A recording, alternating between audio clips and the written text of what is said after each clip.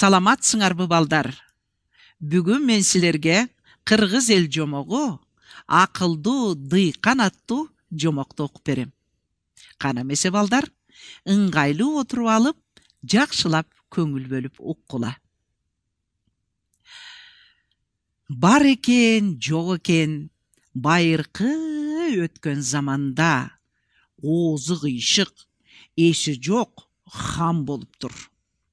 Артынан ойлобой кылган ишинен, айткан сөзүнөн эч бир натыйжа чыкчу эмес экен.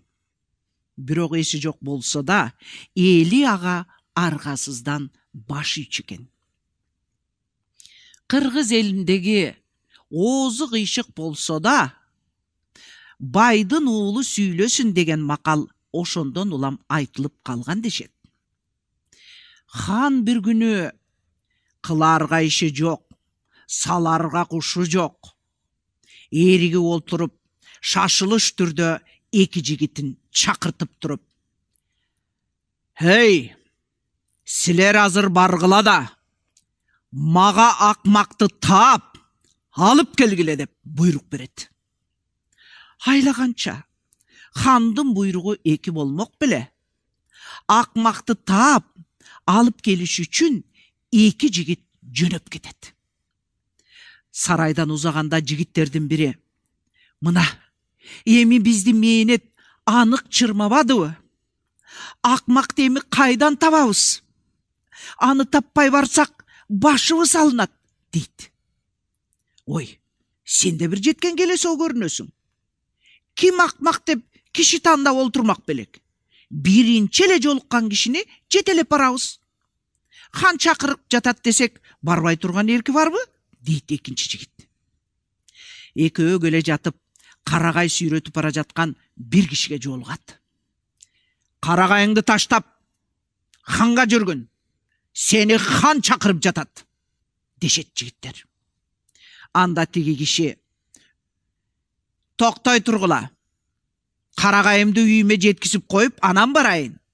Хан мени эмне жумуштап чакырды экен" деп элтеңдеп калат. "Сен да бир кызык киши экенсиң го.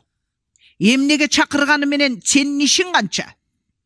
Хан акмакты таап кел деген. Жүр дегенде жүрбөйсүңбү?" дейт жигиттердин бири, тигини шаштырып. "Жок, жигиттер. Карагайды атайын тоодон мээнет кылып алып келе жатып, жолго таштап, баса бергидей мен эмне акмак эмесмин" деп ал киши кетип калат. Иштин жөнүн айтып олтурганда болбойт экен. Эми кезиккен эле кишини зордоп алып кетели дейт жигиттердин бирөөсү. Андан ары баратып, жолдон жер айдап жүргөн бир дыйканга кезигишет. "Эй дыйкан, жүрү ханга" дейт жигиттердин бири. Анда дыйкан: "Минтип эмгек кайнап турган кезде эмнеге барам" дейт. "Көп сүйлөбөй жүргүн дегенде жүргүн. Хан акмакты таап кел деген. Сен акмак экенсиң" дейт жигиттердин бири. Дыйкандын ачуусу келип: "Силер үчүн акмакты сээп койгон киши жок. Көзүмө көрүнбөй жоголгула" дейт. "Андай болсо, сен акмакты таап бергин" дешет жигиттер, дыйканды туткактап кое бербей. "Мени кое бергиле. Күн ысып баратат. Жер кургай электе айдоомду бүтүрүп алайын" дейт дыйкан. Анда жигиттер: "Жок, болбойт. Же өзүң ханга жүргүнүң, же бизге акмактын ким экенин айтып бергин" дешет. "Баарыңар эле акмак эмеспиз дейсиңер. Кимиңер акмак экениңерди биз кайдан билебиз" дешет, дыйканды кое беришпей.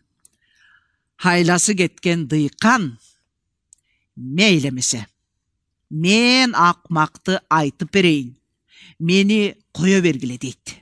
Жигиттер батыраак деп шаштырышат. Дыйкан ойлонуп туруп: "Акмакты таап кел деген хандын өзү акмак. Же акмакты издеп жүргөн экөөңөр акмаксыңар. Мындан артык акмакты дүйнө жүзүнөн таппайсыңар, дейт.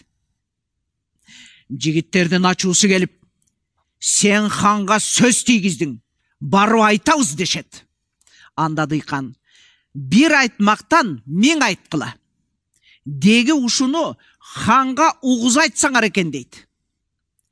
Эки жигит сарайга келип, уккан көргөнүн ханга жеткиришет. Ачуусу келген хан, ошол дыйкандын колу бутун таңып, мага алып келгиле деп чаңырат. Дыйкан хандын алдына келип, тизилип турат. Хан дыйканды кекетип, менин акмак экенимди сен билет экенсиң. Анчалык билгич болсоң, Кудай кайсы жерде турарын айтчы, дейт.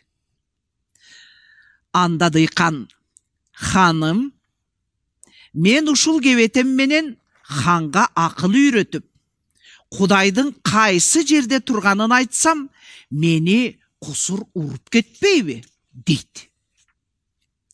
Сиз менин кийимимди кийип, кечирим сурап тизелеп туруңуз. Мен сиздин кийимиңизди кийип, тагыңызга олтуруп, хандык сөөлөт менен айтайын. Болбосо, ушул кейпим менен кантип айтам, дейт дыйкан.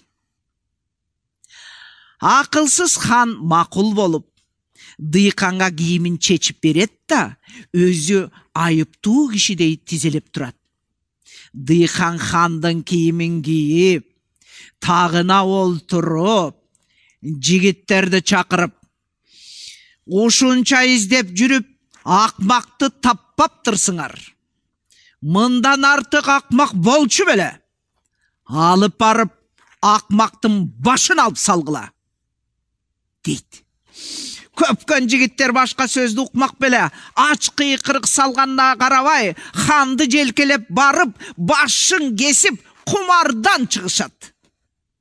Ошентип, ойлобой сүйлөгөн оорубай өлөт деген эл макалындагыдай, элин кыйнаган эси жок хандын башы кесилип, дыйкан элине хан болуп, акыл менен журт сурап, өзү да, эли да жыргап куунап жашап калган экен.